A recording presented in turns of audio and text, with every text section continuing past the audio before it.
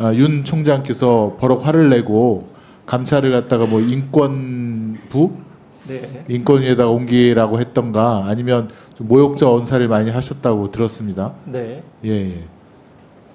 뭐 감찰 방해로 감찰을 방해받은 거죠. 제가 피해자이죠. 직권남용죄를 명백히 구성한다고 생각을 합니다. 그 실형사항이라고 생각합니다. 예, 예. 네. 두 번째는 이제 그 윤석열 대검에서 이루어졌던 것 중에 판사 사찰, 네. 판사들의 성향이라든가 가족관계라든가 네. 뭐 이런 것들을 조사해서 네. DB로 보관하고 있었다는 점도 그 감찰의 네, 대상이었죠. 수사정보정책관실에서 판사 사찰, 판사의 개인적인 정보들 그리고 언론에 보도되면 굉장히 재판부가 재판에 영향을 미치는 그런 사유들 사법농단에서 수집된 그 수사에 수집된 자료들이 거기에 활용됐고 이 부분도 역시 직권남용죄를 구성하는 중대한 비범죄라고 생각합니다. 네, 비실명 나중에 처리된 밝혀질 겁니다. 처벌받으리라고 생각합니다. 예, 비실명 처리된 저도 그 자료를 21대 국회에 봤는데 네. 저도 이제 법조인이니까 아, 이 사람은 누구다라고 이렇게 떠오를 정도의 굉장히 상세한 내용들이 적혀져 있더라고요. 네, 저도 법원에 근무했는데 제가 모르는 뭐 그런 부분들이 상당히 있더라고요. 아, 참고인 본인에 대해서도 그런 세평을 적은 게 저는 없었고요. 있었습니까? 네. 아, 본인은 없었고 네, 아는 네, 지인에 제가 대해서 아는 이제 뭐 이 모르는 재판부, 것들 자료가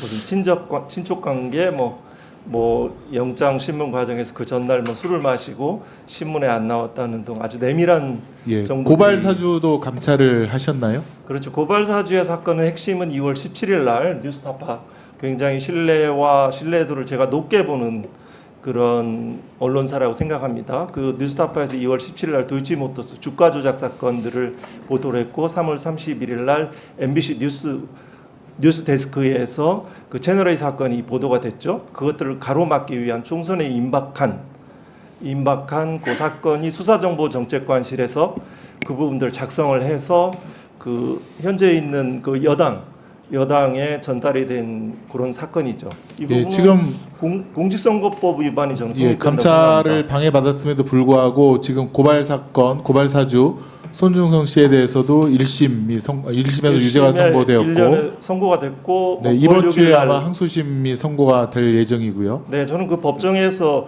손준성 검사 개인이 한 일이 아니다. 그 윤석열 총장의 지시와 승인을 받았다. 한동훈 그 현재 그 정치인이죠. 그 대표와의 공모 관계를 살펴봐야 된다라고 했고 그분 판사님들은 모르실 겁니다. 그 검찰의 특수한 경험칙들은 조직에 뭐 있어 본 사람 손중성 검사 개인이 했으리라고는 생각한 사람 일도 없습니다.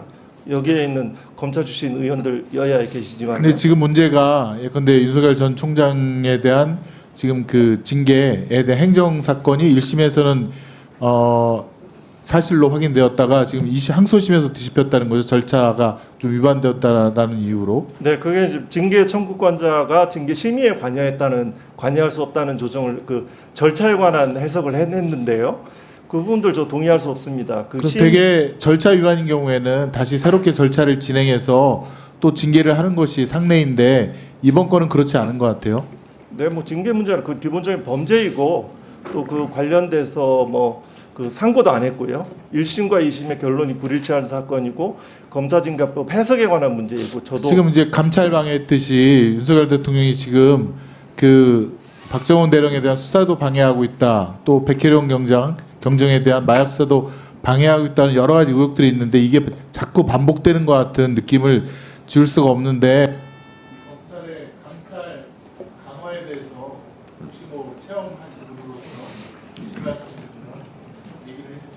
저한테 얼마만큼의 시간이 부여된지 모르겠습니다. 진술해도 될까요? 네, 1분간 하세요. 뭐 감찰 기능도 필요하죠. 근데 이제 핵심적인 부분은 저는 오늘 후보자 청문을 보면 검찰은 변하지 않을 것이다. 본질은 변하지 않을 거라는 생각을 합니다. 시대적 과제는 검찰 개혁이지만 또 시대 정치는 직접 민주주의의 강화라고 생각을 합니다. 세 가지 사례만 얘기하겠습니다. 직접 민주주의는 알 권리하고 표현의 자유하고 결정에 시민이 참여하는 겁니다. 세 가지 사례만 얘기하겠습니다. 도이치모터스 제가 읽어본 그 언론의 보도와 그 자기 계좌를 이용하고 많은 20억이 넘는 이익을 받고 매수 주문을 하면 이건 주범입니다. 단순한 방조범이라고 어느 의원이 해석해서 제가 놀라겠는데요. 그 기소해야지 검찰 내 수사권 유지가 되는 거죠. 그 한 부분이 있고요. 또 하나는 그 명품백 사건, 이거 공정하게 구성되지 않습니다. 그 절차가 편파적입니다. 거기에서 기조부장이 이제 거기에서 그 정책기획과장이 간사하고 기조부장이 이제 그 구성에 참여를 하는데요. 거기에 이제 일방적인 무혐의 의견을 주장하는 그 당사자만 참석해서 하죠.